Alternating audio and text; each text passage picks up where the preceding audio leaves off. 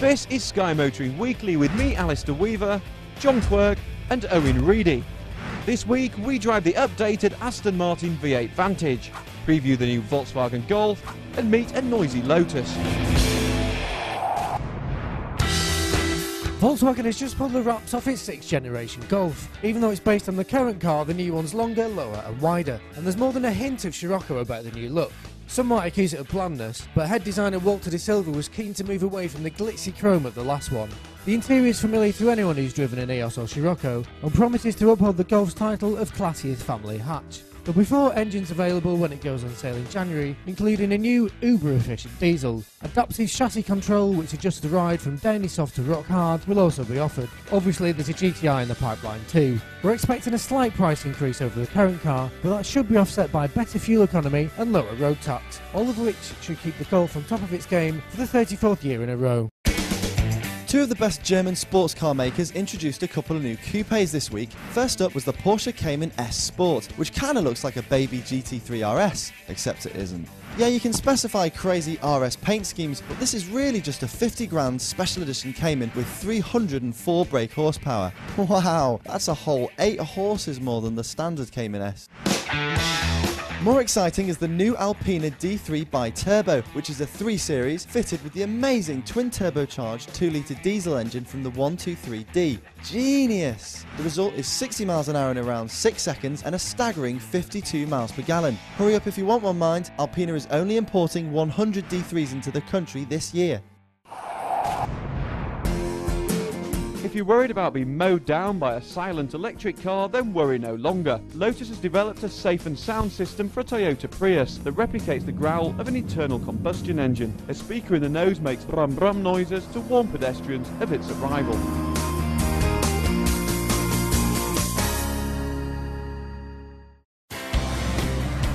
Also this week, I collected my shiny new long-term wheels. Ta-da! The reason why I've gone for the Clubman is because you get this extra wedge of wheelbase, so it's going to make the back seats usable, because you couldn't use the old Mini ones at all.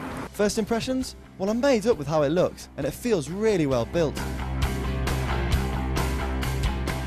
Mini reckons the Cooper D Clubman will do around 58 miles per gallon, so hopefully we won't be using this too much.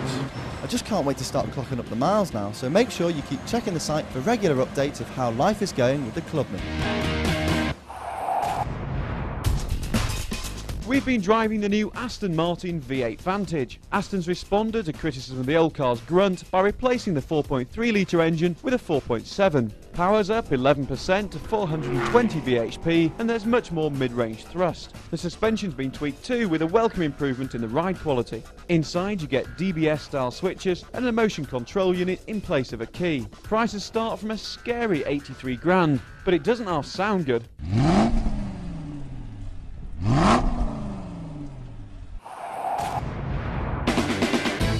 It was a good week for people too stupid to drive properly. Nissan has unveiled this, the Eco-Pedal. If the car's brain thinks you're accelerating so vigorously that you're in danger of wasting precious petrol, then the accelerator pushes back against your foot. What?